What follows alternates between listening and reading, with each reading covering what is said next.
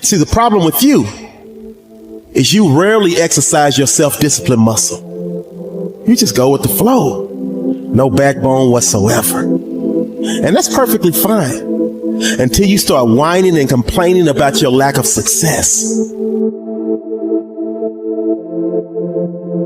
At some point along the way, we get confused and we misunderstand who we are. We start building this false sense of self around all the stories and all the labels and all the things. And we start living our life that way.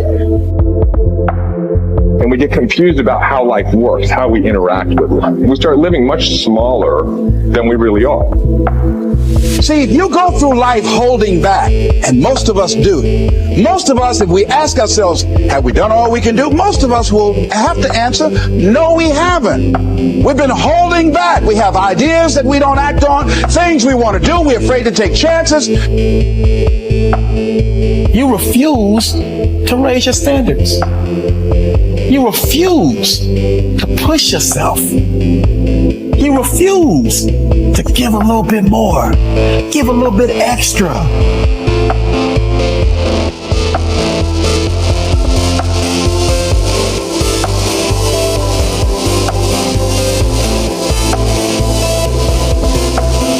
You have to be willing to be hungry enough to understand that if this is something that you are truly going after, then work has to be applied.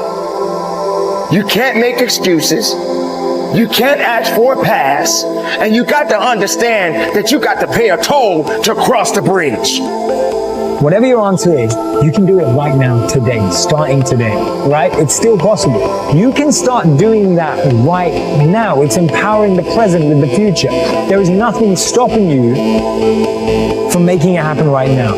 You never ever have to feel that way if you start doing it right now. And you can do it right now.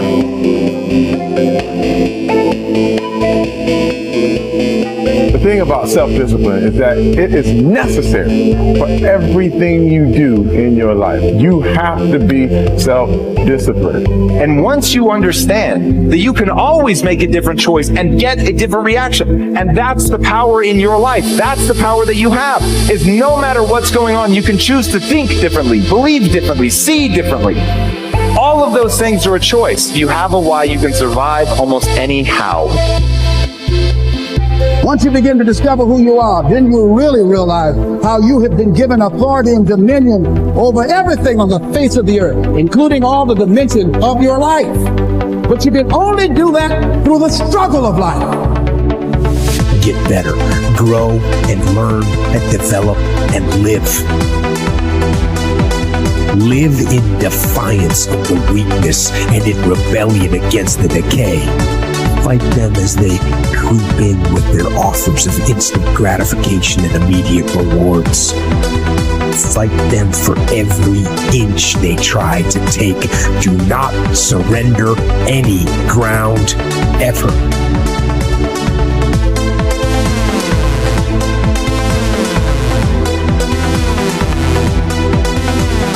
When you commit to something, you require yourself to bring all of your disparate components moving in a single direction, united in a single direction. So it's a unifying act.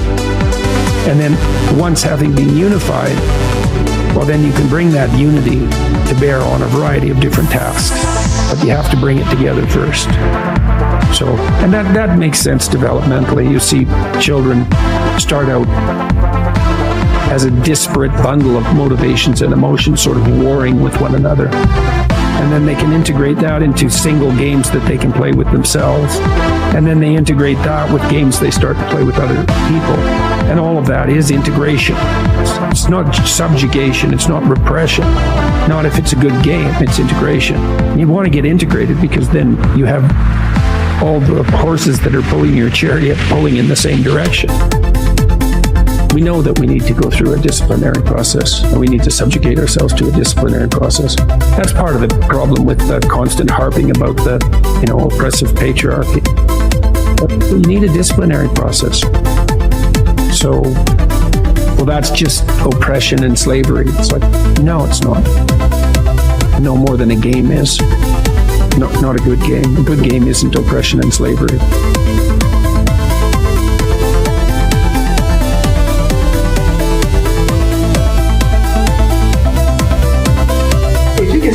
in a dark place and find quiet to just think.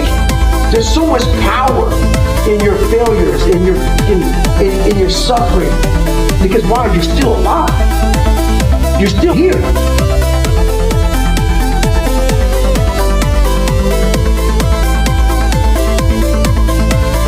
Persistence is self-discipline in action. Your ability to persist in the face of all setbacks and temporary failures is essential to success in life.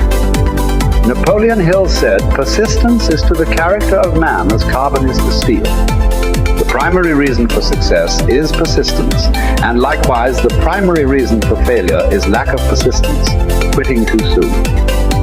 There is a direct link between self-discipline and self-esteem. Each time you discipline yourself to do what you should do when you should do it, whether you feel like it or not, your self-esteem increases. While there is direct relationship between self-esteem and persistence, each time you persist and force yourself to continue on, even when you feel like quitting, your self-esteem goes up. Each act of self-discipline strengthens every other act of self-discipline. Every act of persistence strengthens every other act of persistence.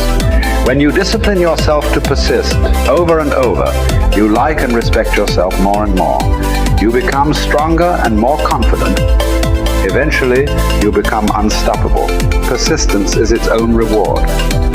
Every time you force yourself to persist on a task, whether it is large or small, you feel happier and better about yourself.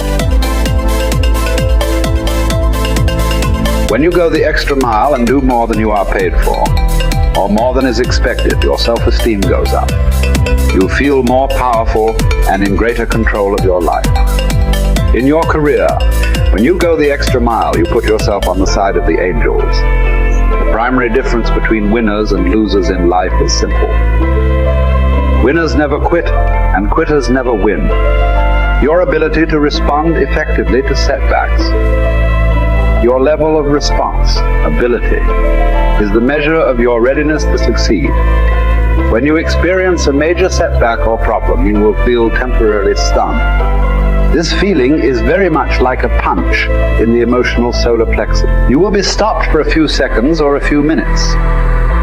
During this period, you will often feel discouraged or experience self-pity. You will say, "Why me?" However, it is not how far you fall that counts, but rather how high you bounce. Your aim is to bounce back as quickly as possible. Resilience in the face of unexpected reversals is vital to long-term success. Remember the warrior's creed. I will lay me down to bleed a while and then rise and fight again. Don't be surprised, shocked, or set back when things go wrong. Your best laid plans will often fall apart. Instead, expect disappointments and setbacks as a part of life. Take a deep breath, pick up the pieces, and continue onward.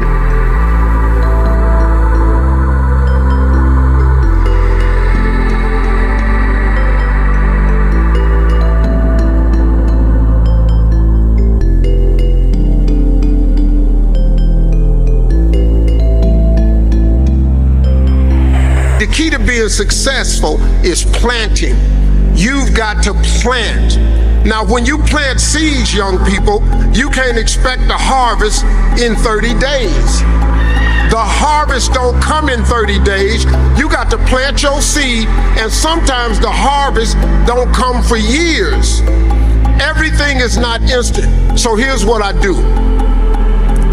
I get a row and I drop seeds in the ground.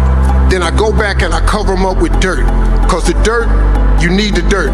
Then once I cover it up, I dig another row and I plant some more seeds. I got about 10 rows planted. I look back at the first row and it's starting to sprout. Some stuff starting to come out the ground. I don't go back to that first row and just start eating, because it ain't really bearing no fruit right now. You can't eat the stalks and the leaves. You gotta wait till it bears fruit.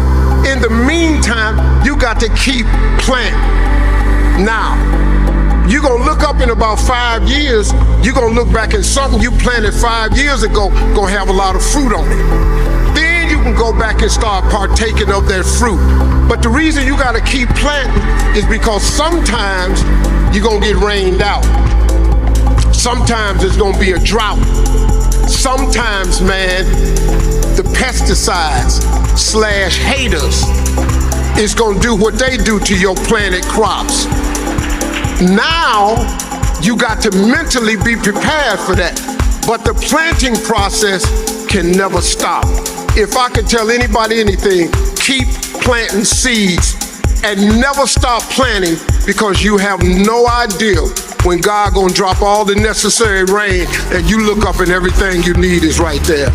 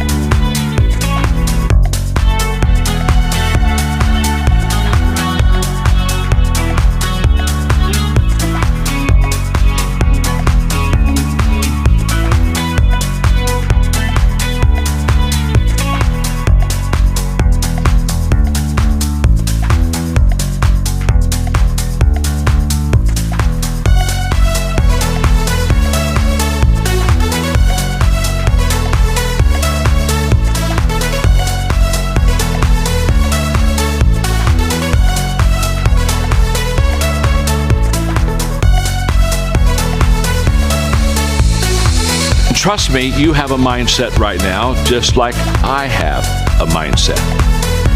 It's how we view life. I know people with a negative mindset, which basically they view everything in a negative way. I know people with a positive mindset, which means they view everything in a positive way. People with an abundance mindset, a scarcity mindset. It's a way of thinking. The question is, how did we get there? How did we get that mindset? Through practice and habits. People that have a negative mindset have continually thought negatively. People that have a positive mindset have continually thought positively. You see, the things I do today determines the habits I have tomorrow, which determines the mindset that I have for life. So go back to what you do daily and ask yourself, what kind of a mindset am I developing today?